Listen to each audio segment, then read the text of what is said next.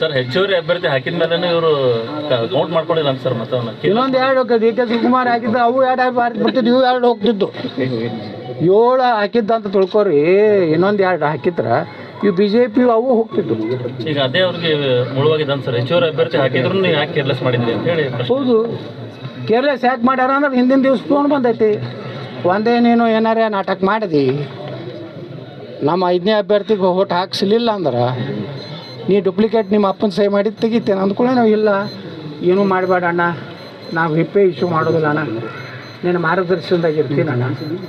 ಒಬ್ಬ ರಾಜ್ಯಾಧ್ಯಕ್ಷದವ ಅವನು ಹೇಳಿಲ್ಲ, ನಾವೆಲ್ಲ ಧರಣಿ ಕೂತೀವಿ ರಾತ್ರಿ. ಆ ಡಿ ಕೆ ಶಿವಕುಮಾರ್ ಬಳಿ ಹೋಗಿ ಸಹಿ ಮಾಡಿಸ್ಕೊಳ್ಳಕತ್ತಂತಮ್ಮ, ಇಂಥವ್ನು ಟ್ರಾನ್ಸ್ಫರ್ ಮಾಡಿರಿ, ಇಂಥದ್ದು ಅಭಿವೃದ್ಧಿ ಕೊಡಿ. ಒಬ್ಬ ರಾಜ್ಯಾಧ್ಯಕ್ಷ, ಒಬ್ಬ ಆಡಳಿತ ಪಕ್ಷ ಉಪಮುಖ್ಯಮಂತ್ರಿ ಕೈ ಹೊಡ್ಕೊಂಡು ನಿಂತಾರೆ. BJP ಮರ್ಯಾದೆ ಎಲ್ಲಿ ಇರ್ತದೆ? ಮಾನ್ಯ ರಟ್ಟಿಹಳ್ಳಿಗೆ ಹೋಗಿದ್ರು, ಹಾವೇರಿ ಜಿಲ್ಲಾದಾಗ ನಮ್ಮ ಹಿಂದೂ ಒಬ್ಬ ವ್ಯಾಪಾರಿಯನ್ನು ಕೊಲೆ ಮಾಡಿದ್ರಲ್ಲ, ಅಲ್ಲಿ ಹಿಂದೂ ಕಾರ್ಯಕರ್ತರು ಹೇಳಿದ್ರು, ನಿನ್ನೆ ಬಂದಿದ್ರು ಬೊಮ್ಮಾಯಿ ಅವರು ಸನ್ಮಾನ್ಯ ರಾಜ್ಯಾಧ್ಯಕ್ಷರು. 45 ಬಂದಿದ್ರು. 45ರಾಗ 15 ಮಂದಿ ಮುಂದಿನ ಹಾವೇರಿ ವಿಧಾನಸಭೆಗಳು ಟಿಕೆಟ್ ಬಿಡೋರಿದ್ದಾರಂತ. ನಾವು ಹೋದಾಗ 3-4 ಸಾವಿರ ಮಂದಿ ಕೊಟ್ಟಿತ್ತು. ಅದು BC ಪಾಟೀಲ್ ಕ್ಷೇತ್ರ. ಎಲ್ಲದಾಗ ಗೊತ್ತಿಲ್ಲ, BC ಪಾಟೀಲು ತನ್ನ ಕ್ಷೇತ್ರದಾಗ ಒಬ್ಬ ಹಿಂದೂ ಕೊಲೆ ಆಗೈತಿ. ಅವ್ರ ಮನೆಗೆ ಹೋಗಿ ಸಾಂತ್ವನ ಹೇಳೋದಂತಾರೆ. ಒಬ್ಬ ಮಾಜಿ ಶಾಸಕಿದ್ರೇನಾಯ್ತು, ಹೋಗಿ ಬರ್ಬೇಕಾಗಿತ್ತು, ಅವ್ರು ಹೋಗಿಲ್ಲ. ಅಂದ್ರೆ ಯಾವ ರೀತಿ ಇವರು ಪಕ್ಷ ನಡೆಸ್ಲಕತ್ತಾರ ಅನ್ನೋದು ಇದು ಉದಾಹರಣೆ. ಮತ್ತು ಇಂಥವ್ರನ್ನೇ ತೊಗೊಂಡು ನಾನು ಹೋಗ್ಬಾರ ನಂತರ ಅವ್ರನ್ನೇ ಪಟ್ಟ ಕಟ್ತೇನೆ ಅಂತ ನಾವೇನು ಮಾಡೋಕ್ಕಾಗ್ತದೆ? ರಾಜ್ಯ ಉಸ್ತುವಾರಿನೂ ಬದಲಾವಣೆ ಮಾಡ್ತಾರೆ. ಗೊತ್ತಿಲ್ಲ ಉಸ್ತುವಾರಿ ಯಾರು ಏನೋ. ನಾವು ಈ ಹಿಂದೊಬ್ಬ ಅರುಣ್ ಸಿಂಗ್ ಹತ್ತಿದ್ರಲ್ರಿ, ಅವತ್ತಿನಿಂದ ಉಸ್ತುವಾರಿಗಳ ಮ್ಯಾಗಿನ ವಿಶ್ವಾಸ ಕಳ್ಕೊಂಡಿ ನಾವು ಏನು ಹೇಳಿದ್ರು ಅವ್ರು ನಮಗೆ ಅಪಾಯಿಂಟ್ಮೆಂಟ್ ಕೊಡ್ತಿದ್ದಿಲ್ಲ.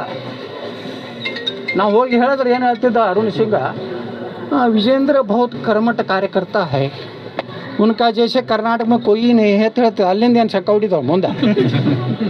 ಅವನೇ ಕರ್ಮಠ ಕಾರ್ಯಕರ್ತ ಅಂತ ಹೇಳೋದು ಬಂದು ನಾವು ಉಸ್ತುವಾರಿನ ತೊಗೊಂಡು ಏನು ಬೆಂಕಿ ಹಚ್ಚೋದು, ಅಲ್ಲಿಂದ ಹೇಳೋದೇ ಬಿಟ್ಟಿವಿ ನಾವು. ಅದಕ್ಕೇನು ಅರ್ಥ ಇಲ್ಲ ಅಂತ ಹೊರಗೆ ಹಾಕಿದ್ರು. ಹೊರಗೆ ಹಾಕಿ ಏನು ಮಾಡ್ಕೊಂಡ್ರು, 8 ದಿವಸ ನೀವು ನಿಷ್ಠಾವಂತ ಕಾರ್ಯಕರ್ತರು ಹೊರಗೆ ಹಾಕೋರು. ಈಗ ಇಷ್ಟೆಲ್ಲ ಕಾರ್ಪೊರೇಟ್ರು, ಮೇಯರ್, ಇಷ್ಟೆಲ್ಲ ಬಿಜಾಪುರನಾಗ ಇಷ್ಟೆಲ್ಲ ದೊಡ್ಡ ತಂಡ ಐತಲ್ಲ, ಎಲ್ಲರೂ ಹೊರಗೆ ಹಾಕ್ತಾರೆ. ಯಾರು ಕಾರ್ಯಕರ್ತರ ಭಾವನೆ ತಿಳ್ಕೋದಿಲ್ಲ, ಆ ಪಕ್ಷದಲ್ಲಿ ಅಷ್ಟು ತುಳಿದಿಲ್ಲ. ಅದಕ್ಕೆ ನಾನು ಹೇಳ್ತೇನೆ ಕೇಂದ್ರದವ್ರಿಗೆ, ನಿಮ್ಮದೇನು ಇಂಟೆಲಿಜೆನ್ಸು, ನಿಮ್ಮದೇ ಆದಂಥ ತಂಡ ಏನಿದೆ. ಯಾಕಂದ್ರೆ ನಾನು ಅವತ್ತು ರಾಷ್ಟ್ರೀಯ ಅಧ್ಯಕ್ಷರನ್ನ BJPಗೆ ಓಟ್ ಹಾಕ್ತೇನೆ ಅಂತ ಪತ್ರ ಬರೀದೇ ಇದ್ದರೆ, ನಾನು ಕಾಂಗ್ರೆಸ್ಸಿಗೆ ಓಟ್ ಹಾಕ್ಯಾನ ಬಸನಗೌಡ 8 ಕೋಟಿ ರೂಪಾಯಿ ತೊಗೊಂಡಾನ, 50 ಕೋಟಿ ರೂಪಾಯಿ ಡೆವಲಪ್ಮೆಂಟ್. ಈಗ ನೋಡಕತ್ತಾರೆ ನಾಳೆ ಯಾರ್ಯಾರು ಓಟ್ ತೊಗೊಂಡಾರ ಅನ್ನೋದು. ಏನು ಈ ಸಿಟಿ ರವಿ ತಂಡ ಏನು ಬೇಕಾಗಿಲ್ಲ ಇದಕ್ಕೆ. ನಾಳೆ MLA ಫಂಡ್ ಏನು ಹಂಚ್ತಾರಲ್ಲ, BJP ಒಳಗೆ ಎಷ್ಟು MLAಗಳಿಗೆ 8 ಕೋಟಿ ರೂಪಾಯಿ ಕೊಡ್ತಾರೆ, ಅದ್ರ ಮ್ಯಾಗಿಂದ ಗುರ್ತಾಗ್ತೈತಿ ಇವ್ರು ಯಾರಿಗೆ ಹಾಕ್ಯಾರ. ಅಲ್ಲೇ ಗುರ್ತಾಗ್ತೈತಿ. ಅವರಿಗೆಲ್ಲ ಅಸೋಸಿಯೇಷನ್ ಕೊಟ್ಟಾರ ಅವರು, ಕಾಂಗ್ರೆಸ್ನವರು.